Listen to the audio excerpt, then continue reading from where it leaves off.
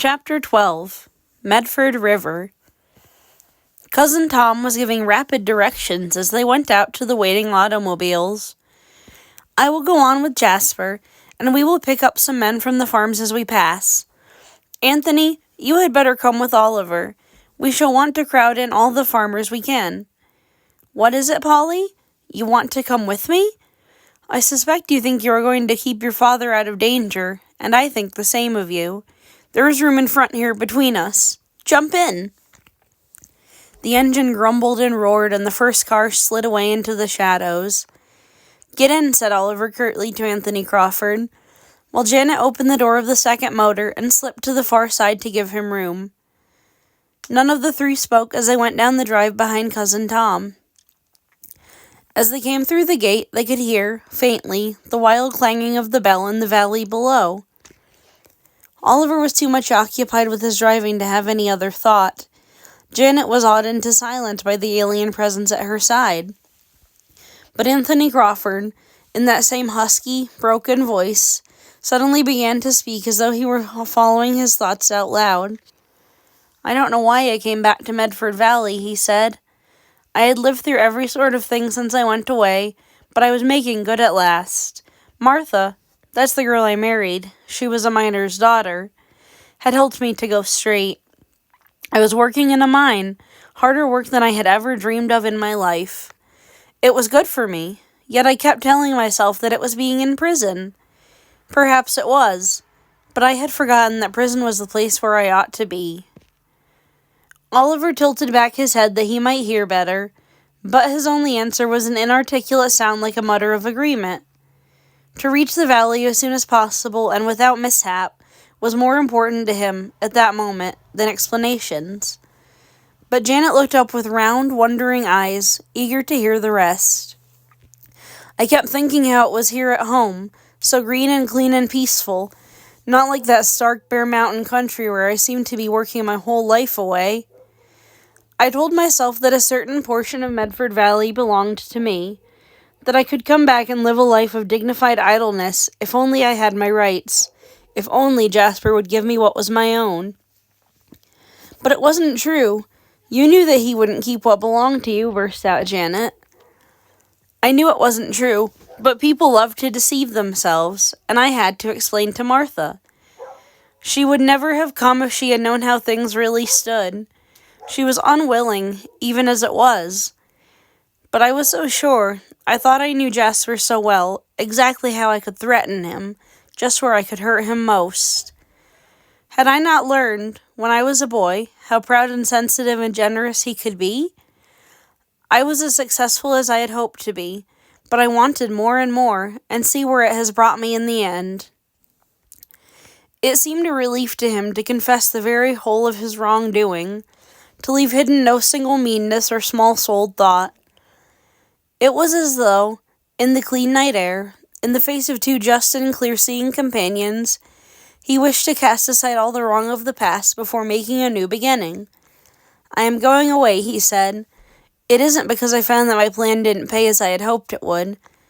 It is because I was happier back there in the West, serving out a sentence at hard labor, learning to live by the work of my hands rather than by my dishonorable wits.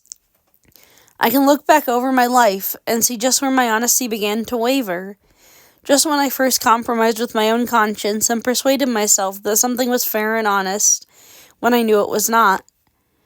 We had all the same chance, Jasper and Tom and I. Look at them, and look at me. You may wonder why I say all this to you. Perhaps it is because you alone saw through me, dared to tell me that I had no confidence even in my own claims, called me a man of straw and a bogey. Well, after tonight I am going back, to be a real man again. For the first time, Oliver slackened the speed of the car and nearly stopped in the road. Do you want to go now? He inquired shortly. We can take you to the station if you do. They don't need us down there, as they do the others. No, not now. I must know what my criminal bungling has amounted to first. When I have seen the flood go down, then it will be time to go. I want to see this thing through. They had straightened out into the level road, and were forced to drive more slowly, for the highway was no longer empty. A big tractor was lumbering ahead. Farm wagons turned out for them to pass, and hastily dressed men were thronging alongside. Two of them jumped upon the running board, but, seeing who sat in the car, muttered some imprecation and dropped off again. Anthony Crawford stood up and opened the door. "I'll walk," he announced briefly. "Load in all the men you can carry. You will need every one." Janet climbed over to the place beside her brother, and the tonneau filled up with men, who crowded the seats, clung to the step and the fenders, and sat in a row across the back of the car. They came to the end of the road at last, where, in that place that had been so empty and quiet half an hour ago, there was now gathered a surging crowd of men, of horses, tractors, automobiles, and wagons. Oliver could see, on a knoll above the others, Polly, standing with two farmers' wives, the only women there. At first he could not see the water, but, as they pressed into the crowd, he caught sight of the broad pool, dark even in the moonlight.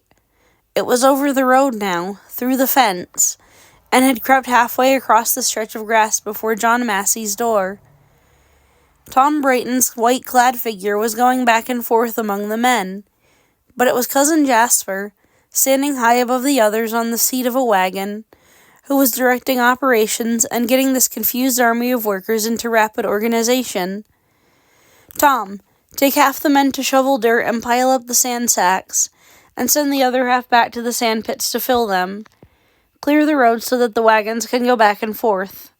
Henry Brooke, take out your horses and join your team with Johnson's. The tractor can pull 2 wagons, and we need 4 horses to each of the others.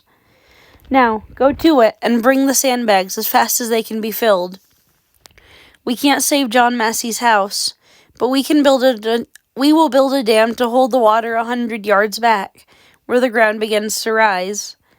And remember, you can't be too quick if you want to save the valley." Oliver took off his coat and jumped out of the car. "Go over where Polly is," he told Janet. "I am going into this game with the others." He was in every portion of it as the night wore by, never quite knowing how he passed from one task to another, but following orders blindly, hour after hour. He helped to dig, but was not quite so quick as the others. He carried the sacks of sand that were brought up, loaded high upon the wagons, but he had not the quick swing of the more sturdy farmers. He found himself at last on the high vibrating seat of the heavy tractor, rumbling down the road with a line of wagons behind him, stopping at the sand pits to have them filled, then turning laboriously to haul them back again.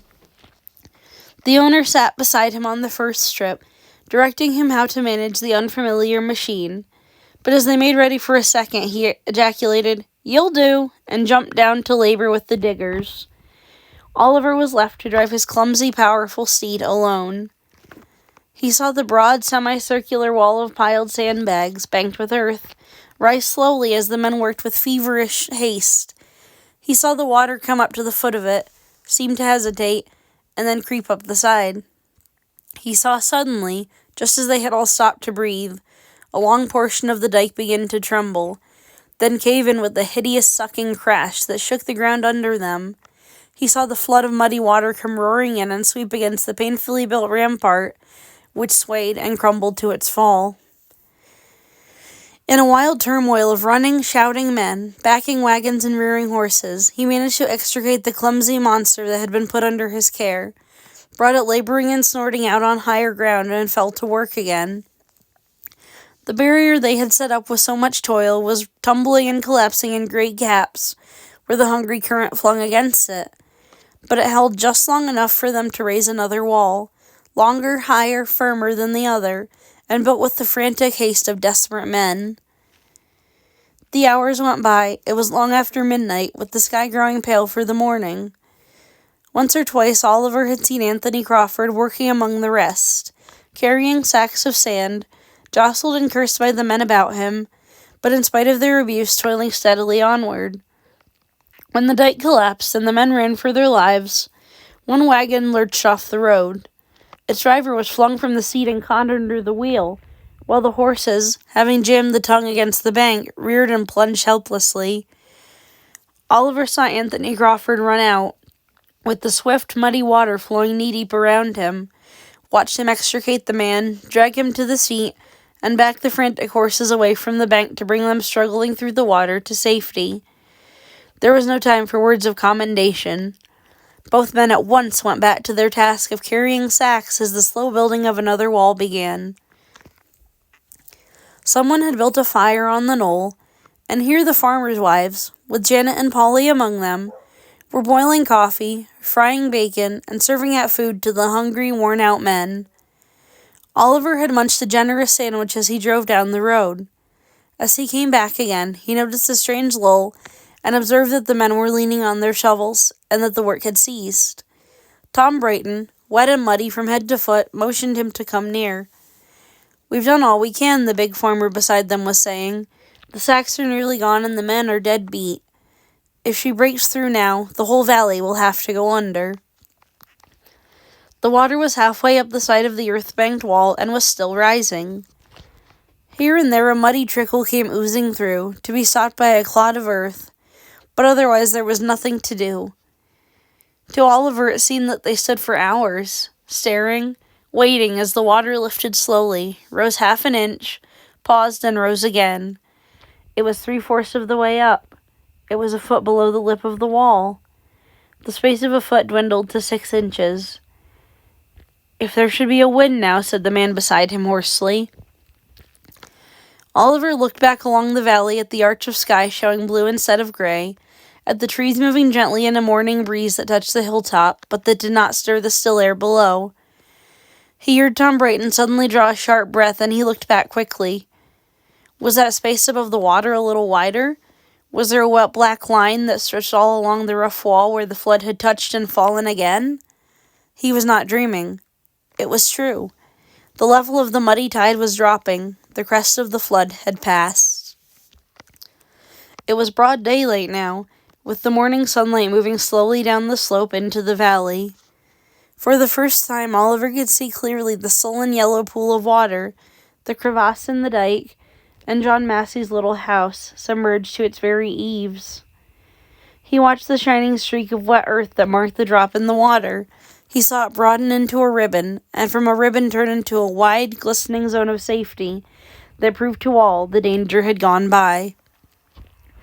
"We can go now," said Cousin Tom at last. "There is work enough still to do, but it is time for us all to rest a little. We are certainly a wet and weary-looking crew." They had breakfast, all of the cousins together, at Cousin Jasper's house, where Mrs. Brown, having spent half the night wringing her hands in helpless anxiety, had seemed to spend the other half superintending the preparation of a feast that should be truly worthy of the occasion. The guests were all cheerful, and were still so keyed up by the struggle of the night that they did not yet feel weariness. Anthony Crawford sat on one side of Cousin Jasper, Tom Brayton on the other, while the 3 younger members of the party watched them wonderingly from the other end of the table. Everything for the moment seemed forgotten, except the old comradeship of their boyhood. The only reminder of the unhappy days just past lay in the atmosphere of relief and peacefulness that seemed to pervade the whole house. The windows stood wide open, and the morning wind came in to lift the long curtains and to stir the great bowl of flowers on the table. Oliver, hungrily devouring chicken and rolls and bacon and sausages and hot waffles with maple syrup, was saying little, but was listening earnestly to the jokes and laughter of Cousin Jasper. After a day and night of anxiety, depression, struggle, and victory, he seemed suddenly to have become a new man. They were talking, the 3 elders, of their early adventures together, but Oliver noticed that the reminiscences never traveled beyond a certain year, that their stories would go forward to the time when they were nearly grown, and then would slip back to their younger days again. Some black memory was laid across the happy recollection of their friendship, cutting off all that came after. Yet they talked and laughed easily of the bright, remote happiness that was common to them all. The boy noticed also as they sat together that Anthony was like the others in certain ways, that his eyes could light with the same merriment as Cousin Jasper's, and that his chin was cut in the same determined line as Tom Brayton's. Yet, no, there was something about his face that never could be quite like theirs. They had finished at last, and Anthony Crawford, pushing back his chair, came abruptly out of the past into the present. He thrust his hand into the inner pocket of his coat and brought out some legal-looking papers like those that Cousin Tom had locked away in the tin box. "Here is the deed that you made out, Jasper, for the house and the land that you gave up to me. I put it in my pocket yesterday morning. It seems a year ago. The purpose I had then is something that I would rather forget if I ever can, but this is what I do with it now." He tore the heavy paper into pieces, smaller and smaller, as though he could not demolish completely enough the record of what he had demanded. The breeze from the garden sent the scraps fluttering over the table and across the rug. It carried the round red seal along the tablecloth and dropped it into Janet's lap. "Tom will have to make out some official papers," he said, "but I want you to understand this fully, that there among those fragments lies the end of this whole affair." Cousin Jasper was about to speak, but Tom Brayton broke in ahead of him. "It has turned out better than we could have hoped, Anthony," he began, "so that we can all agree to let bygones be bygones." Anthony Crawford turned very slowly and looked, with those penetrating gray eyes, at Oliver. "We owe a great deal to these children here," he said, "and as for one of them—" Convinced that something was about to be said of him, Oliver got up quickly, pretending that it was merely because he had finished his breakfast and wished to be excused, hurried across the room, and slipped out through one of the long windows that opened on the terrace. He could still hear Anthony Crawford's voice, however, in the room behind him, saying, "It was these children who found the leak in the dike. It was Oliver who thought of going to look for it. It was Oliver who saw through me, saw that I had not a shred of honor or honesty behind my claim, and told me what I was." The boy moved farther away from the window so that he could not hear, and stood, his hands clenched on the terrace rail, looking out over the garden, across the pools of color and stretches of green lawn, over the wall, and down the white road that led away the length of the valley. No matter what words they might speak of him, they could never make him forget how he had walked away down that road, meaning to leave all this vaguely understood trouble behind him. Only a chance meeting, the bee-man's friendly smile, the interest of a story that had caught him for a moment, and all would have been changed. No, there should be no words of praise for him. The voices were louder behind him, for the three men were passing through the library, and Cousin Jasper was speaking just within. "We still have to talk over this matter of rebuilding the dike," he said. "We must have your advice in that, Anthony." "Go into the study," Anthony Crawford replied. "I must speak to Oliver for a moment." He came out through the window while the others walked on together. Oliver turned to face him. "I am going now," Anthony said quietly. "I thought you would be ready to help me when it was time." Oliver reddened when he remembered the promptness of his offer the evening before. "Do you need to go," he said awkwardly, "when you are friends again with everyone here? Even the men in the valley don't hate you," he added bluntly, "after what you did last night. I believe Cousin Jasper will want you to stay." "If I let him tell me so, I will not go," the other replied quickly. "It must be this minute, while my mind is still made up, or never. I will write to Martha to follow. I cannot even trust myself to wait for her. It is better that I should go, better for them in the study there, better for the community, for myself, even better for you, Oliver, I know." "Come," he insisted as the voice still hesitated. "My confidence in you will be less great if you do not tell me that you know it also." "Yes," returned Oliver grudgingly at last. "Yes, I know it too." They drove away down the rain-washed, empty road with the early morning wind rushing about their ears. As they climbed to the highest ridge, Anthony Crawford stood up to look back down the sun-filled, green length of Medford Valley. Yet he did not speak until they had reached the station, with the train thundering in just as they drew up beside the platform. "Goodbye, Oliver," he said briefly. The boy knew that the word of farewell was not for him, but for all that the man was leaving. Friends, memories, the place that he had loved in his strange, crooked way, all that he was putting behind him forever. A bell rang. A voice shouted the unintelligible something that stands for all aboard. The train ground into motion, and he was gone. Almost everyone in Medford Valley must have slept that morning through the long hours until far past noon. But by 4 o'clock, Oliver had slumbered all his weariness away, and so had Janet. They were restless after their excitement of the night before, and they found the house very still and with Cousin Jasper nowhere visible. They went out to the garage, got into the car, and set off along the familiar way toward the windy hill, just to see if they are there, as Oliver said to Janet. They came up the slope through the grass and saw the blue wood smoke rising lazily above them, unmistakable signal that the bee-man was at work. Polly greeted them gaily, for she, like them, was quite refreshed by the hours of slumber that had passed. Her father still looked weary, as though he had spent the interval in troubled thought rather than sleep, but he hailed them cheerily. All up and down the hill was a subdued and busy humming, for the day after rain is the best of all seasons for bees to gather honey. "We thought we must find out what the storm had done to our hives," the bee-man said.